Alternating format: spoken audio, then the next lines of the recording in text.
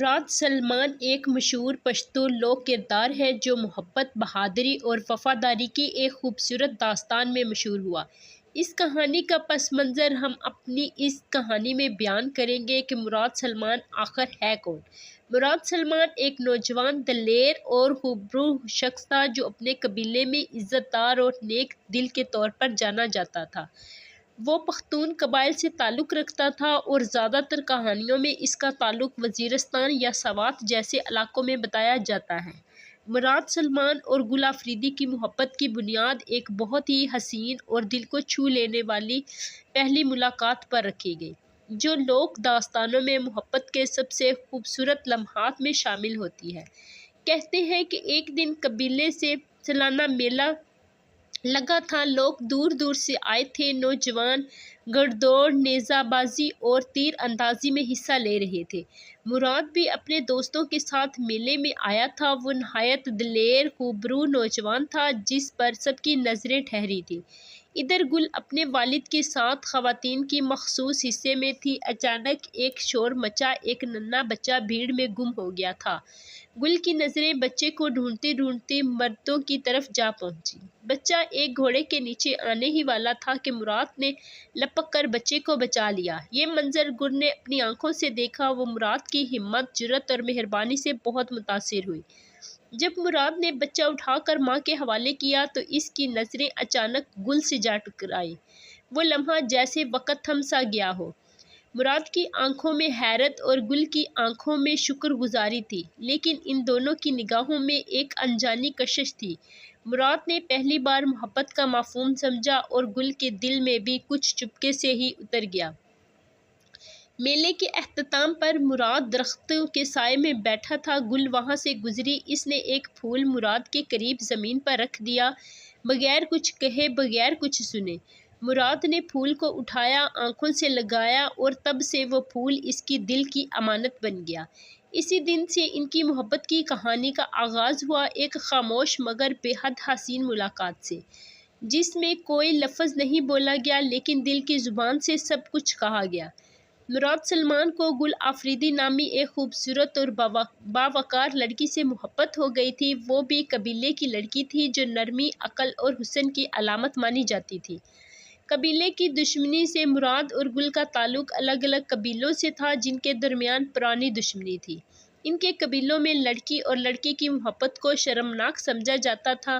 گل کی شادی کسی اور سے طے ہو چکی تھی۔ مراد سلمان اور گل آفریدی کی محبت ایک روایتی پشتو لوک داستان ہے جس میں کئی رکاوٹیں اور کئی دشمنیاں سامنے آتی ہیں۔ ان کی محبت کو نہ صرف معاشرتی بلکہ خاندانی مخالفت کا بھی سامنا کرنا پڑا۔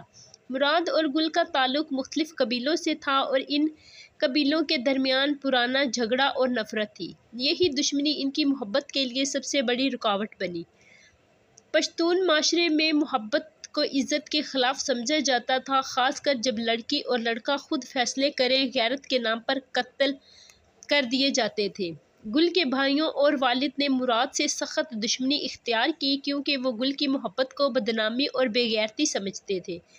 گل کی شادی کسی اور قبیلے کے شخص سے طے ہو چکی تھی جس نے رشتے کو توڑنے کی صورت میں انتقام کی دھمکی دی تھی۔ گل آفریدی کے بھائیوں نے مراد سلمان کے ساتھ انتہائی سخت، ظلمانہ اور دشمنی پر مبنی سلوک کیا۔ ان کا رویہ نہ صرف مراد بلکہ اپنی بہن گل کے لیے بھی بے رحم اور غیرت کے نام پر سخت تھا۔ یہاں وہ سب کچھ ہے جو گل کے بھائیوں نے مراد سلمان کے ساتھ کیا۔ جب گل کے بھائیوں کو معلوم ہوا کہ ان کی بہن کسی غیر قبیلے کے نوجوان مراد سے محبت کرتی ہے تو وہ غصے سے پاگل ہو گئے۔ ان کا ماننا تھا کہ یہ رشتے قبیلے کی عزت کے خلاف ہیں۔ انہوں نے فوری طور پر گل کو قید کیا اور مراد کے خلاف انتقامی منصوبے بنانے لگے۔ ایک رات جب مراد گل سے ملنے آیا تو گل کے بھائیوں نے اس پر گھات لگا کر حملہ کیا۔ انہوں نے مراد کو شدید زخمی کر دیا اور اگر وہ نہ بھاگتا تو شاید قتل ہو جاتا۔ گل کے بھائیوں نے مراد کے قبیلے پر بھی دباؤ ڈالا اور کہا کہ اگر مراد باز نہ آیا تو جنگ ہوگی۔ مراد کے والدین کو مجبور کیا گیا کہ وہ اپنے بیٹے کو روکیں یا قبیلے سے باہر نکال دیں۔ گل کے بھائیوں نے دوسرے قبیلوں میں نفرت پھیلائی اور مراد کو بدنام کرنے کی کوشش کی۔ انہوں نے اسے بے عزت، خراب کرنے والا اور بغاوت کرنے والا قرار دیا اور قبیلہ جرگہ میں اس کے خلاف باتیں کی۔ مراد سے رابطے کی سزا میں گل کو قید کیا گیا، اس پر پہرے بٹھائے گئے اور ذہنی جذباتی تشدد کیا گیا۔ اس سے مجبور کیا گیا کہ وہ مراد کو بھول جائے، لیکن وہ نہ ٹوٹی نہ جھکی۔ مراد سلمان نے اپنی محبت گل آفریدی کو حاصل کرنے کے لیے ایسی قربانیاں دی جو دل کو چھو لیتی ہیں اور ان کی سچی، خالص اور بے لوث محبت کی گواہی دیتی ہیں۔ ان قربانیوں نے اسے صرف ایک عاشق نہیں بلکہ محبت کا مجسمہ پیکر بنا دیا۔ مراد کو بار بار دھمکیاں دی گئی، مارا پیٹا گیا، لیکن وہ ہر رات گل کی خیریت معلوم کرنے پہاڑوں، جھاڑیوں اور اندھیروں میں چھپ کر آتا رہا۔ ایک بار وہ دشمن کے گاؤں میں بغیر ہتھیار کے صرف گل کی جھلک دیکھنے گیا، اسے پکڑا گیا، زخمی کیا گیا، مگر وہ خاموشی سے سب سہتا رہا۔ مراد کا اپنا قبیلہ اس پر ناراض ہوا، اس نے جرگے کے سامنے سر جھکا دیا مگر اپنی محبت سے انکار نہ کیا۔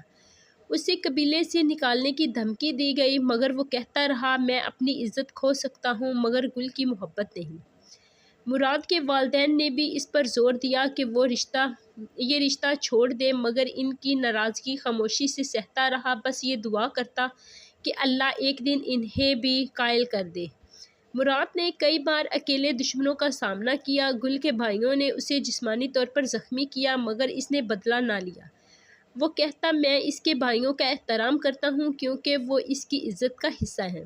مراد نے جنگلوں اور پہاڑوں میں مہینوں تنہا زندگی گزاری۔ وہ صرف ایک بار گل کی جھلک دیکھنے کو ترستا رہتا، اس نے اپنے آرام، سکون اور دنیاوی خوشیاں قربان کر دی، صرف محبت کے وعدے کو نبھانے کے لیے۔ اس نے کبھی تشدد یا بدلے کا رستہ نہیں اپنایا۔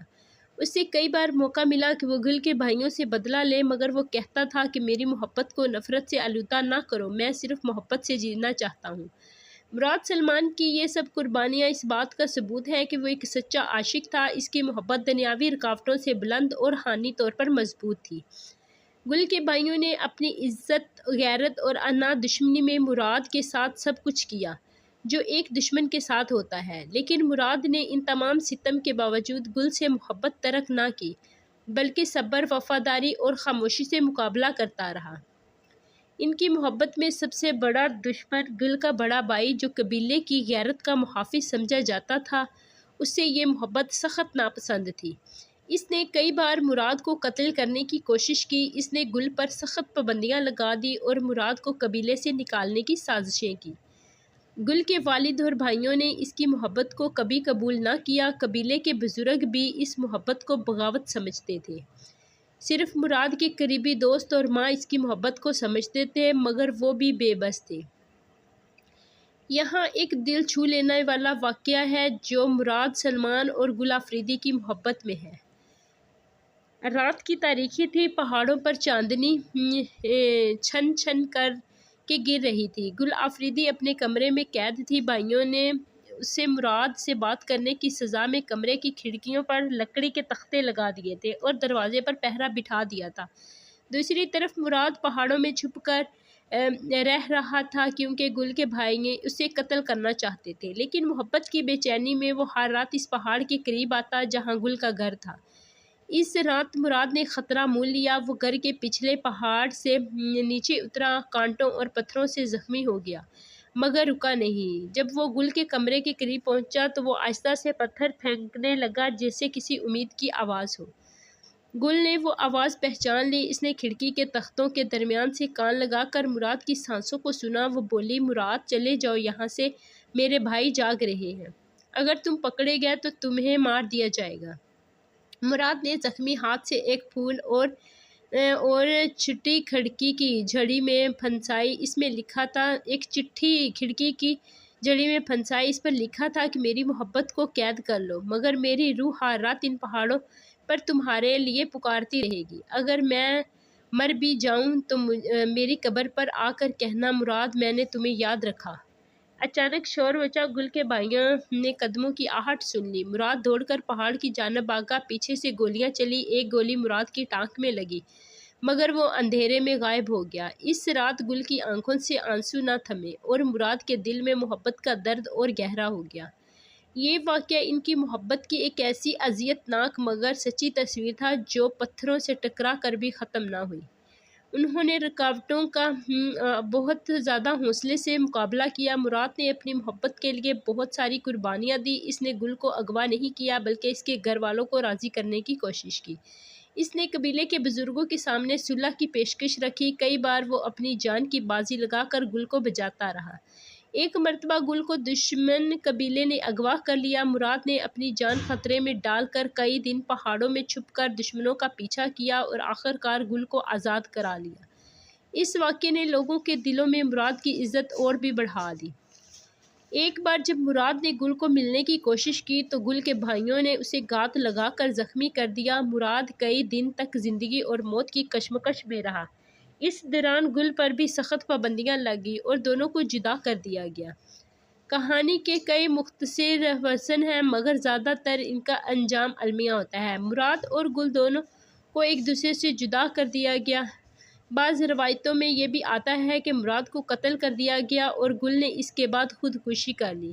کچھ روایتوں میں کہ دونوں نے جنگل میں رہ کر زندگی گزاری لیکن کبھی اپنی محبت کو قبول نہ کروا سکے۔